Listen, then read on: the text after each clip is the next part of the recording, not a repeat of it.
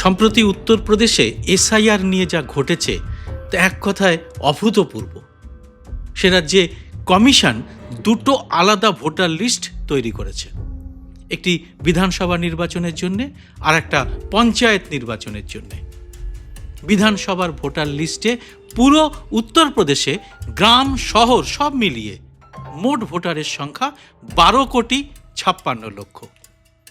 আর পঞ্চায়েতের ভোটার লিস্টে উত্তরপ্রদেশের শুধু গ্রামে মানে গ্রামাঞ্চলের ভোটারই 12,70,00,000। প্রশ্ন হলো, শুধু গ্রামের ভোটাররাই পুরো রাজ্যের ভোটারের চেয়ে বেশি হয় কি করে? তাহলে শহরের ভোটাররা কোথায় গেলেন? এবার আরো গুরুতর কথা শুনুন। বিধানসভার ভোটার তালিকা থেকে মোট 2,88,00,000 মানুষের নাম কাটা হয়েছে, আর পঞ্চায়েতের লিস্টে 40,00,000 নতুন নাম যোগ করা হয়েছে। আরো তাজ্জব বিষয় কি জানেন? এই দুটো কাজই একই সময় একই সরকারি কর্মচারী অর্থাৎ একই বিএলওরা করেছেন। মানে একই মানুষ এক জায়গায় নাম কাটছেন আর অন্য জায়গায় নাম যোগ করছেন। কার নির্দেশে এটা করা হচ্ছে? অথচ ওই রাজ্যে 2023 সালের পৌর নির্বাচনে প্রায় 4,32,00,000 শহুরে ভোটার ছিলেন। এবার যদি গ্রামের ভোটার আর শহরের ভোটার একসঙ্গে যোগ করা হয় তাহলে উত্তরপ্রদেশের মোট ভোটার গিয়ে দাঁড়াচ্ছে 17 কোটিরও বেশি। কি বিচিত্র অঙ্ক না? কিন্তু বিধানসভার ভোটার তালিকা বলছে পুরো উত্তরপ্রদেশের গ্রাম আর শহর মিলিয়ে ভোটার রয়েছে মাত্র 12,56,00,000। তাহলে প্রশ্ন, 3 থেকে 4 কোটি ভোটার কোথায় গেলেন? একই প্রশ্ন এখন এই রাজ্যেও। ভারতরত্ন নোবেল জয়ী অমর্ত্য সেন, জয় গোস্বামীরাই শুধু নন, লক্ষ লক্ষ সাধারণ মানুষের প্রতিনিয়ত হয়রানি চলছে এসআইআর এর নামে। আর সব থেকে বিপজ্জনক হলো এর জন্যে জবাবদিহি করার কেউই নেই। স্থানীয় স্তরে বিএলওরাও অসহায়, কারণ নির্বাচন কমিশন যা ঘোষণা করেছে তা অনেক সময়ই বিএলওদের অ্যাপে আসছে না। এসআইআর কি এখন শুধু আতঙ্ক আর মানুষকে হেনস্থা করার অস্ত্র? তার কাজের কি কোনো মাথামুন্ডু খুঁজে পাচ্ছেন কেউ?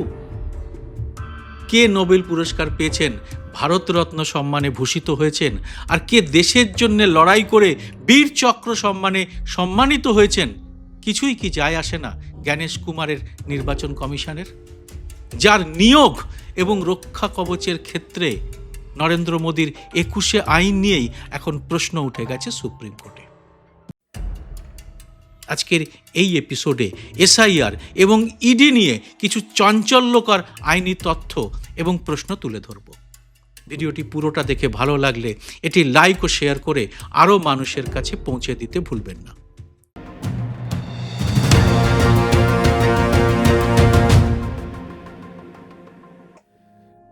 নমস্কার, সবাইকে স্বাগত। আমি সুব্রত বসু। সুপ্রিম কোর্ট গত 12 জানুয়ারি নির্বাচন কমিশন এবং কেন্দ্রীয় সরকারকে একটি নোটিশ পাঠিয়েছে। একটি জনস্বার্থ মামলার প্রেক্ষিতে এতদিন পর সুপ্রিম কোর্ট অন্তত এই প্রশ্নটা করতে পেরেছে যে কেন নির্বাচন কমিশনারদের এমন রক্ষা কবচ দেয়া হলো যা বিশ্বে কোথাও কোনো সংস্থার প্রধানরা পান না। আমাদের দেশেরও রাষ্ট্রপতি এবং রাজ্যপালরাও পান না। কেন এই আইনি রক্ষা কবচের দরকার হয়ে পড়ল তাদের? সুপ্রিম কোর্ট কেন্দ্রীয় সরকার এবং নির্বাচন কমিশনকে যে নোটিশ পাঠিয়েছে এর উত্তর কবে আসবে তা অবশ্য কেউ জানেন না। এমনকি এমনও হতে পারে এর উত্তর পেতে পেতে আগামী লোকসভা নির্বাচনটাও পার হয়ে যেতে পারে। তবে এসব উত্তর দেওয়ার আগে অতি তৎপরতা দেখিয়ে নির্বাচন কমিশন বাকি রাজ্যগুলোতেও এসআইআর এর বুলডোজার চালিয়ে ফেলবে। যেমন কোনো রাজ্যে ভোট এলেই সেই রাজ্যে ভয়ঙ্কর তৎপরতা বেড়ে যায় ইডির।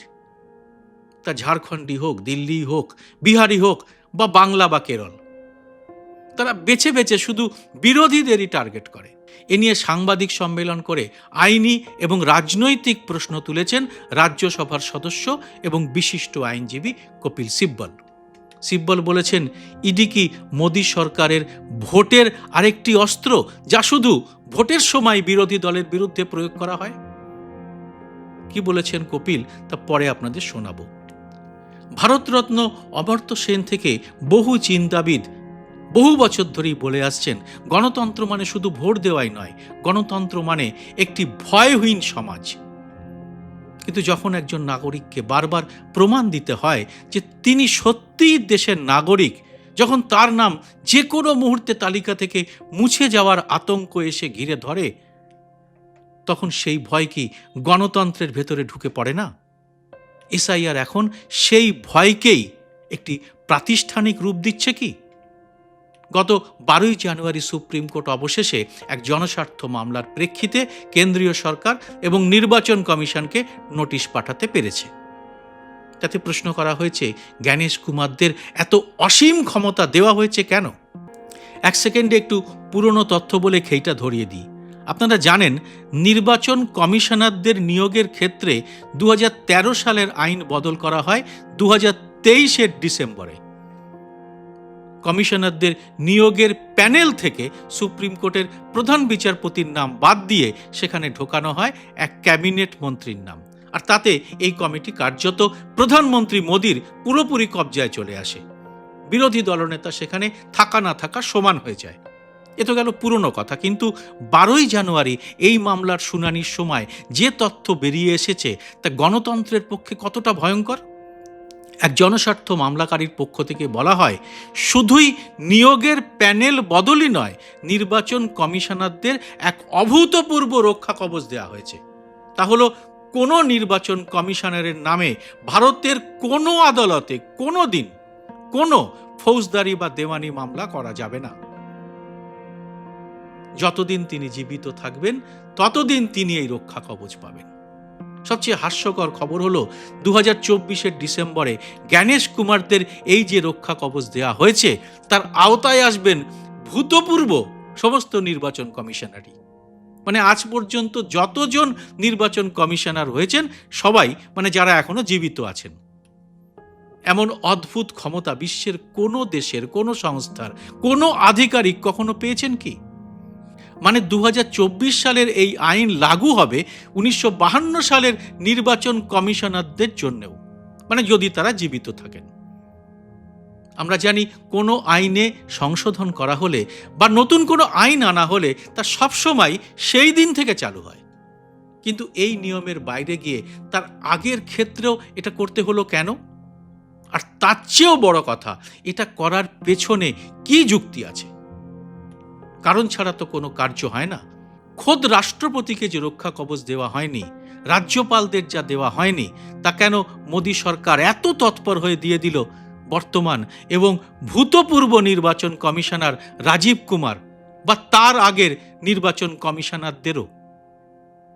এমন অদ্ভুত মোগাম্বো টাইপের ক্ষমতা পেয়ে গেলে কোনো সংস্থা কি কি করতে পারে, এসআইআর তার সবচেয়ে বড় প্রমাণ হতে চলেছে কি?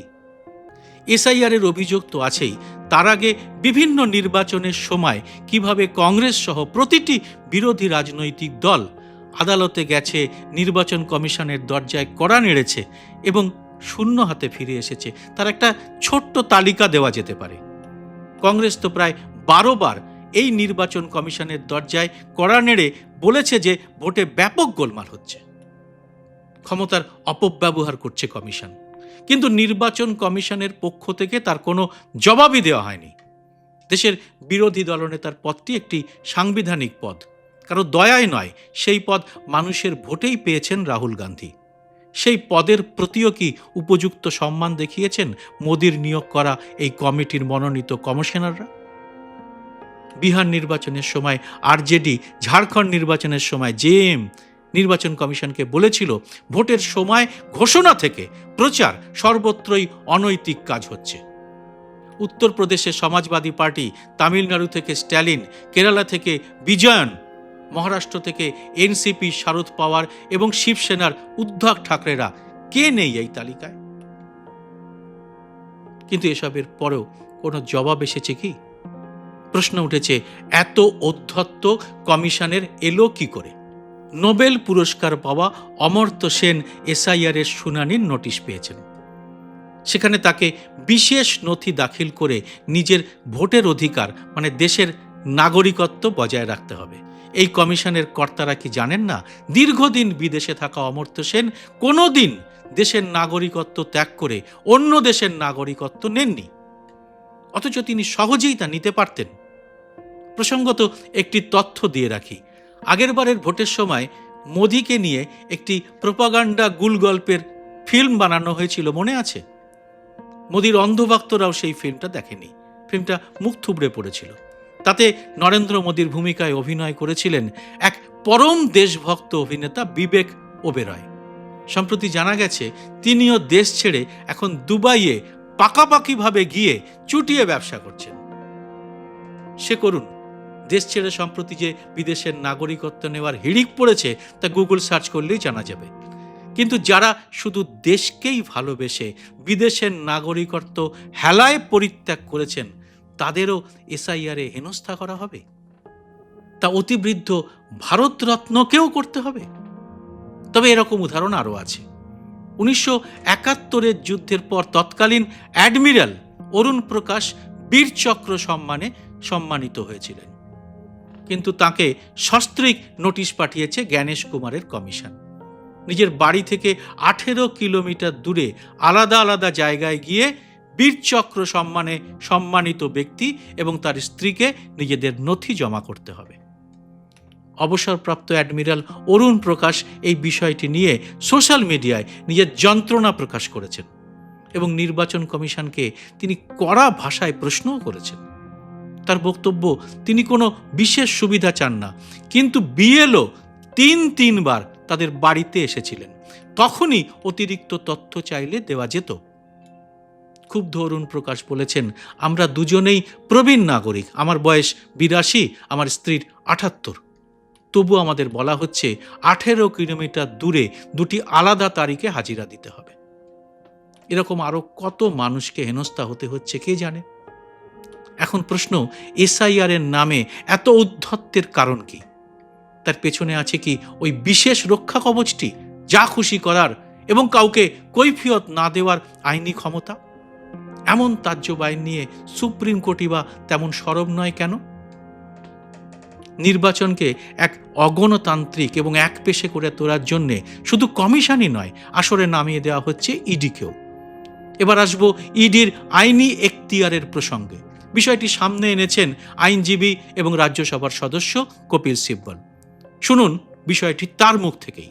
शायद आपको मालूम नहीं कि जब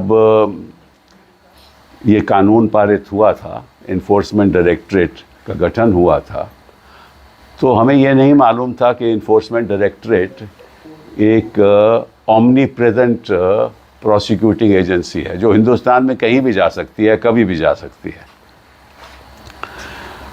और सारा फेडरल स्ट्रक्चर हमारा ढांचा है, संघीय ढांचा है, उस पर ऐसा आक्रमण करती है जैसे कि विपक्षी नेताओं को तंग करना है, उनकी सरकारें गिरानी हैं, वाजिब हो नहीं वाजिब हो कोई फ़र्क नहीं पड़ता। और कानून, और ये तो विजय मदन लाल चौधरी की देन है, जिसके ऊपर आज तक सुप्रीम कोर्ट ने कोई फैसला नहीं दिया, हालांकि 2 रिव्यू पिटीशन पेंडिंग है। अब हो क्या रहा है कि किसी जगह भी कोई एफआईआर हो जाए, फर्स्ट इंफॉर्मेशन रिपोर्ट हो जाए, तो वहाँ ईडी पहुँच जाती है, क्योंकि वो समझती हैं कि जहाँ आरोप हुआ है वहाँ हमें हक है तफ्तीश करने का। ये ईडी का मतलब कि किसी भी राज्य में पहुँच के, और ऐसे ही उन्होंने, और ये बड़ी बहुत एक दिलचस्प बात है कि ईडी तभी जाती है जब इलेक्शन होती है। आपको झारखंड में याद है कि इलेक्शन हो रही थी तो ईडी पहुंच गई, बिहार में अभी इलेक्शन हो रही थी तो ईडी पहुंच गई, और कोर्ट ने कार्रवाई शुरू कर दी उसी इलेक्शन के दरमियान। और इलेक्शन पश्चिम बंगाल में हो गया है तो अब ये लोग पहुंच गए। तो ये जो कोल स्कैम की बात करते हैं, ये तो कई वर्षों से चल रहा है, ये आज की बात थोड़ी ना है। तो इतने सालों से चल रहा है, तो इन लोगों को अभी याद आया कि भाई इलेक्शन हो रहा है, अभी जब छापा मारना है, किसी तरीके से भी ममता को और टीएमसी को तंग करो। ये तो साफ जाहिर है। मैं एक और सवाल पूछना चाहता हूं आपके द्वारा, वो ईडी से पूछना चाहता हूं कि चलिए आपने कहा कि यहां कोल स्कैम का कोई कागज होंगे, कोई दस्तावेज होंगे, मान लिया, चलिए, तो फिर आपको सारी फाइलें तो नहीं आप ले जा सकते, फिर आप उसी फाइल को ले जाओगे ना जहां कोल स्कैम की बात हो। तो ये किसको हक है कि आप कहीं पहुंच जाओ और सारी फाइलें उठा लो? ये तो कोई हक नहीं ना किसी को बनता, किसी भी प्रोसिक्यूटिंग एजेंसी से हक नहीं बनता ना। जैसे भगवान होता है ना, भगवान हर जगह मौजूद होता है, तो ईडी इस सरकार का भगवान है। কপিল বলেছেন ইডি কি ভগবান? এই সংস্থার কি যেখানে খুশি যাওয়ার যে কোনো তথ্যের ফাইল নেওয়ার অধিকার আছে? কপিল অভিযোগ করেছেন ইডি তখনই যায় যখন সেখানে নির্বাচন হয়। যেমন ঝাড়খণ্ডে নির্বাচন চলছিল তখনই ইডি হাজির হলো, বিহারের নির্বাচনের সময় ইডি হাজির হলো। একইভাবে পশ্চিমবঙ্গেও নির্বাচন চলাকালীন তারা এখন হাজির, কেরলেও তারা ভোটের সময় ঠিক হাজির হয়ে গেছে। কপিলের প্রশ্ন হলো, কোনো সংস্থা যে কোনো জায়গায় যাওয়ার বা যে কোনো ফাইল নেওয়ার কি অধিকার রাখে? ইডি বা অন্য কোনো প্রসিকিউটিভ এজেন্সির পুরো ফাইল উঠিয়ে নেওয়ার কোনো অধিকার আছে কি? তারা শুধু প্রমাণিত অভিযোগ সম্পর্কিত তথ্যই দেখতে পারে। কিন্তু ঘুরে ফিরে আসলে এই প্রশ্নটাই বড় হতে চলেছে, যা রাহুল গান্ধী সংসদে বলেছিলেন। এত ক্ষমতা নির্বাচন কমিশনারদের কেন দেওয়া হলো? আর সুপ্রিম কোর্ট অবশেষে একটা নোটিশ পাঠাতে পেরেছে কেন্দ্রীয় সরকার এবং নির্বাচন কমিশনকে। আপাতত এটাই আমাদের একমাত্র ভরসা। আর এতে সত্যিই কি কাজের কাজ কিছু হবে, নাকি সাধারণ মানুষের এই হয়রানি আরো বাড়তেই থাকবে? আবার আসবে নতুন করে কোনো পরীক্ষা? জবাব দেবেন আপনারা কমেন্ট বক্সে। জয় হিন্দ, সত্যমেব জয়তে।